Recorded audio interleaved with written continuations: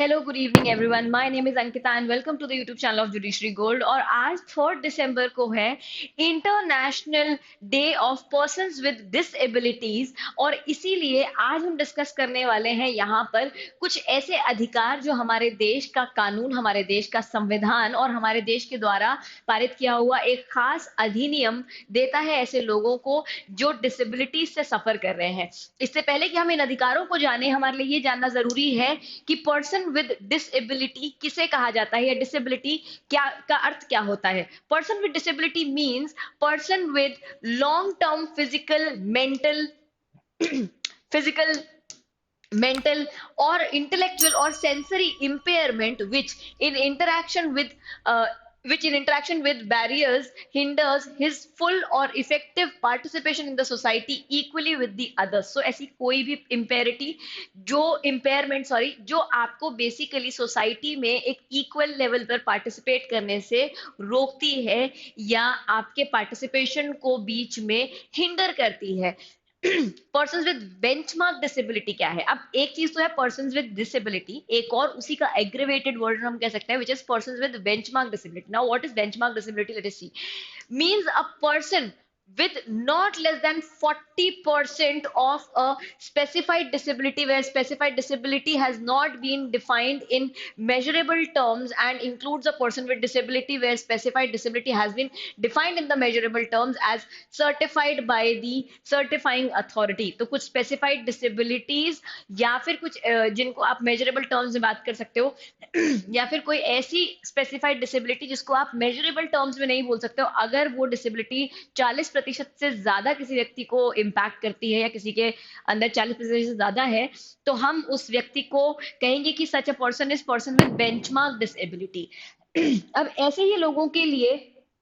क्योंकि इनका जो नॉर्मल पार्टिसिपेशन है सोसाइटी में वो कहीं ना कहीं इनकी डिसेबिलिटीज की वजह से हिंडर हो जाता है, इसीलिए हमारा देश का कानून और विश्व का कानून इनको कुछ अधिकार दिलाने का प्रयास करता है, सो दैट ये साथ साथ कदम से कदम मिला करके चल सके एक आम जनता के साथ में, या एक जो रेगुलर लाइफ है उसको भी ये एंजॉय कर सके, उसकी अपॉर्चुनिटीज को ये एंजॉय कर सके, उसमें प्रॉपरली पार्टिसिपेट कर सके। अब यहाँ पर उन्हीं अधिकारों को देने के लिए एक अधिनियम बनाया गया हमारे देश के अंदर जिसका नाम है right of persons with disabilities act 2016। But what is more important is to understand where this from where did the aspiration for this enactment come. And जो अगर हम बात करें कि कहाँ से इसका आइडिया आया, तो ये लेजिस्लेशन बेसिकली अलाइन करता है UN convention on rights of persons with disability and emphasizes on non-discrimination, full participation and an inclusive society की। बेसिकली यूएन यानी कि यूनाइटेड नेशंस अलग अलग मसलों के ऊपर अपनी अलग अलग मुहिम कन्वेंशन लेकर के आते रहता है, और उन्हीं में से एक कन्वेंशन था यूएन कन्वेंशन और rights of persons with disabilities. और उसी को ध्यान में रखते हुए, उसी को कंप्लाई करते हुए हमारे देश के कानून ने, हमारे देश के विधायिका ने, हमारे देश के संसद ने एक अधिनियम बनाया जिसका नाम है right of persons with disabilities act 2016। And this guarantees wholly and solely all the rights that a disabled person would require to be a part of mainstream or to participate just like another person in the mainstream। so सबसे पहले हम बात करते हैं संविधान, देश का जो सर्वोपरि कानून है वो आपको क्या बेसिकली प्रोटेक्शंस देता है। So let us see the constitutional protections. Primarily article 14 right to equality, समता का अधिकार देता है आपको। Article 15 clause 1 no discrimination based on disability. Article 15 clause 1 आपको कुछ आधार बताता है और कहता है कि इन आधारों पर आप डिस्क्रिमिनेशन यानी कि भेदभाव नहीं करेंगे। फिर आता है आर्टिकल 15 क्लॉज 2 जो कहता है एक्सेस टू पब्लिक प्लेसेस, किसी भी व्यक्ति को किसी डिसेबिलिटी के चलते किसी पब्लिक प्लेस का एक्सेस नहीं रोका जाएगा, या कोई ऐसा प्लेस जिसको पब्लिक एंजॉयमेंट के लिए ओपन किया हुआ है उस जगह का बेसिकली एक्सेस नहीं मना किया जाएगा just because of the disability. Article 16, equality of opportunity in employment. Article 21, right of life with dignity. So just because of some disability, some impairment, a person should not be should not be denied the dignity that they deserve as a living breathing human being. इस बात को ensure करता है article 21। और फिर आता है article 41 जो कि एक DPSP directive principle of state policy है, जो बात करता है duty of the state to provide support in cases of disability. So where there are cases of disability, it's the duty of the government कि जब भी वो पॉलिसी मेकिंग करे तो इस बात को ध्यान में रखते हुए करे कि कुछ लोग या कुछ एक आप कह सकते हैं एक समुदाय है जो डिसेबल्ड है, जिनको एक स्पेशल अटेंशन की आवश्यकता है राज्य की तरफ से, और इन बातों को देखते हुए ही अपनी नीतियों को बनाए। अब हम बात करते हैं specifically protection under the rights of persons with disabilities act आपको क्या प्रोटेक्शन दे रहा है। सो प्राइमरीली फ्रीडम फ्रॉम डिस्क्रिमिनेशन। आपका जो एक्ट है 2016 का, मैंने यहाँ सेक्शंस मेंशन नहीं किए बिकॉज इट्स नॉट इंपॉर्टेंट, कोई हम किसी एग्जाम की प्री की तैयारी नहीं कर रहे हैं कि हम वहां पे सेक्शंस पढ़ें, बट ये जानना जरूरी है एक आम नागरिक के तौर पर कि क्या क्या अधिकार है जो हमारे देश में रहने वाले हर एक व्यक्ति को है, खास करके उन लोगों को है जिनको कुछ तरह की शारीरिक या मानसिक डिसेबिलिटीज है। सो पहला अधिकार है आपका राइट फ्रीडम फ्रॉम डिस्क्रिमिनेशन, भेदभाव से स्वतंत्रता का अधिकार, यानी कि यहां पर जब भी आप किसी स्कूल या कॉलेज में जाएंगे तो on the basis of any kind of impairment और any kind of disability you will not be denied the admissions और you will not be denied employment merely or solely on the ground of your disability unless your disability impacts the quality of work or impacts the objective of the employment. Access to public services, आपको public service का access नहीं रोका जाएगा। आपने देखा होगा कि हम रेलवे स्टेशन पे, हम मेट्रो स्टेशन पे, हम होटल्स में, हम पब्लिक वॉशरूम्स जहां पर बनाए जाते हैं, सब जगह पर इस बात को मद्देनजर रखते हुए फैसिलिटीज प्रोवाइड करते हैं कि कोई व्यक्ति जो यदि व्हील चेयर पे है या क्रचेस पे है तो वो भी उस जगह को एक्सेस कर सके। आपने मॉल में देखा होगा कि जहां पर वॉशरूम्स बने हुए हैं मेल फीमेल, वहीं पर एक वॉशरूम स्पेसिफिकली डिसेबल्ड लोगों के लिए भी बनाया गया है सो दैट वो भी जन सुविधाओं का इस्तेमाल कर सके बिना किसी इनकन्वीनियंस के। अगला अधिकार है right to social security and health. Right to social security and health जो है वो बात करता है कि सरकार को मेक श्योर करना है and the state has to make sure that health care services are properly provided to the persons with disabilities, insurance coverage इनको प्रॉपर्ली प्रोवाइड किया जाए, फाइनेंशियल असिस्टेंस दिया जाए, फाइनेंशियल असिस्टेंस एंड पेंशन इनको दिया जाए, डिसेबिलिटी पेंशन दिया जाए, assistive devices at subsidised rates, यानी कि जैसे जो लोगों को विजुअल इम्पेयरमेंट है तो उनके लिए ब्रेल एक सब्सिडाइज रेट पर अवेलेबल हो, क्रचेस, व्हील चेयर्स और इस तरीके की सुविधाएं जो आपको बेसिकली मोबिलाइज करने में हेल्प करती हैं या आपका जो इम्पेयरमेंट है, आपकी जो डिसेबिलिटी है उसको ओवरकम करने में हेल्प करती हैं, वो बेसिकली आपको एक सब्सिडाइज रेट पर मिले सो दैट वो हर एक व्यक्ति के लिए एक्सेसिबल हो। ऐसा ना हो कि कुछ लोगों के पास में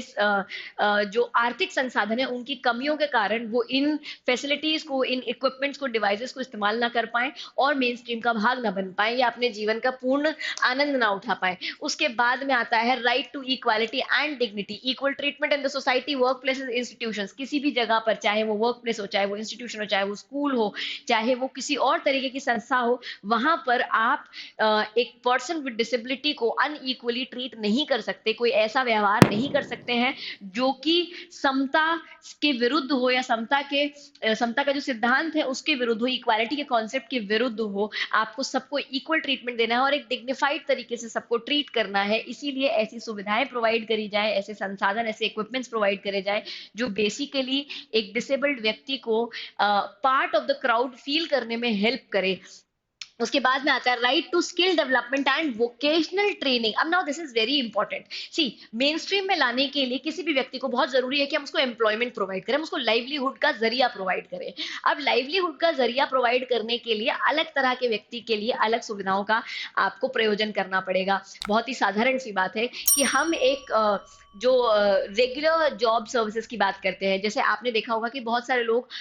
ओला चलाते हैं या बहुत सारे ओला उबर जैसी सर्विसेज चलाते हैं, बहुत सारे लोग जोमैटो या उबर ईट्स और इस तरीके के स्विगी, इस तरीके के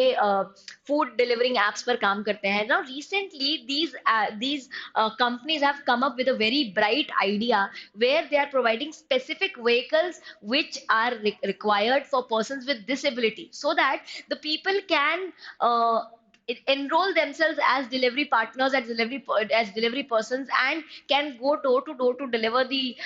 food parcels and can earn their incomes so that they can be the part of the mainstream. And therefore these companies have provided special kind of vehicles, and they are trying to sensitize public about these disabled people, so that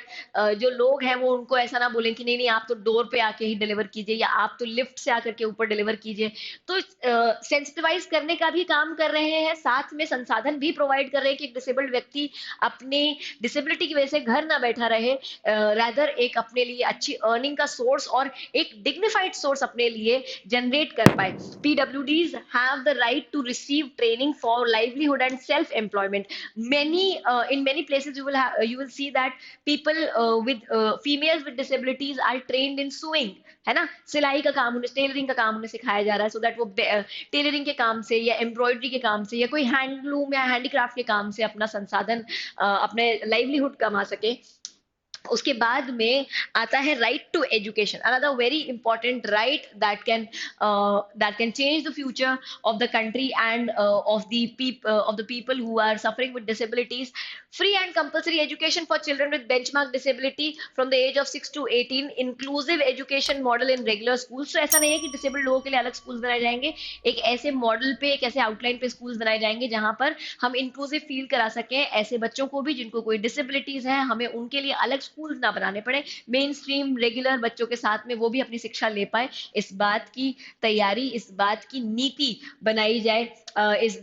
यहाँ पर special educators and learning support to be provided, जहां पर बच्चे हैं जिनको Braille से पढ़ने की जरूरत है, या जिनको किसी तरीके के ट्रांसलेटर्स की आवश्यकता है, या एक स्पेशल एजुकेटर साइन लैंग्वेज में सिखाने वालों की, पढ़ाने वालों की आवश्यकता है, तो वो सब भी प्रोवाइड करे जाएं स्कूल्स में, सो दैट बच्चे को किसी दूसरे स्कूल में ना जाना पड़े। बिकॉज बहुत सिंपल सी बात है कि अगर कोई बच्चा डिसेबल्ड है, कोई बच्चा इम्पेयर्ड है ड्यू टू एनी इम्पेयरमेंट, कोई भी डिसेबिलिटी के कारण, अगर वो बच्चा सशक्त नहीं है रेगुलर एजुकेशन लेने के लिए, तो उसको एक स्पेशल स्कूल में जाना पड़ेगा। एंड अगर हम बात करें स्पेशल स्कूल्स की, तो ये बहुत ही कम है नंबर में। अब ऐसी परिस्थिति में हो सकता है कि एक छोटे शहर में रहने वाले बच्चे को, एक टियर 2 सिटी में रहने वाले बच्चे को एक टियर 1 सिटी में शिफ्ट होना पड़े अपनी एजुकेशन के लिए, या शायद वो एजुकेशन एक सर्टन लेवल तक ही ग्रहण कर पाए, उसके बाद वो अपनी एजुकेशन ही ना ले पाए। इसीलिए ये बहुत जरूरी है कि हम मेन स्ट्रीम स्कूल्स में, रेगुलर एजुकेशन सिस्टम के साथ साथ इन चीजों को भी प्रोवाइड करें।